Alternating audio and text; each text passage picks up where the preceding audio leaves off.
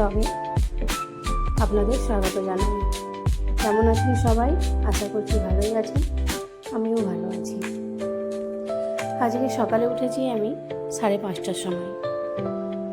ওঠার পরে নিজে ফ্রেশ হয়ে ফুল তোলা, জল ভরানো, তারপরে এসে গেছি আমি ঝাড়ু লাগাতে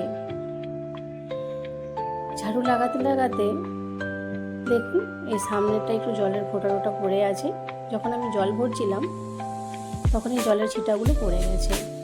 ঝাড়ু লাগানোর পরে আমি এসে গেছি একটু চা খাবো বলে।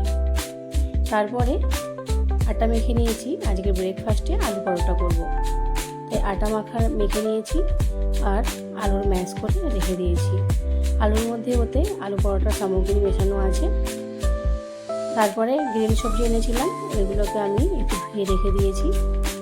তারপরে আলু পরোটার মধ্যে আমি একাই করছি, মানে একটা হাতে ভিডিও করছি আর একটা হাত দিয়ে আমি দেখাচ্ছি আর কি।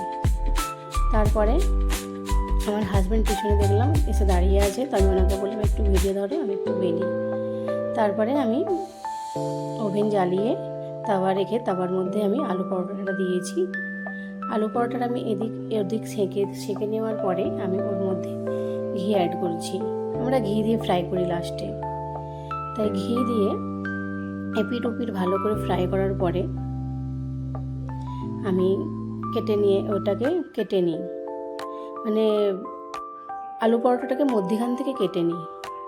কারণ মধ্যিখান থেকে কেটে নিলে গরমটা একটু কম হয়ে যায়, একটু মানে কুনকুনা গরম থাকে, তো খেতে ভালো লাগে কাটা।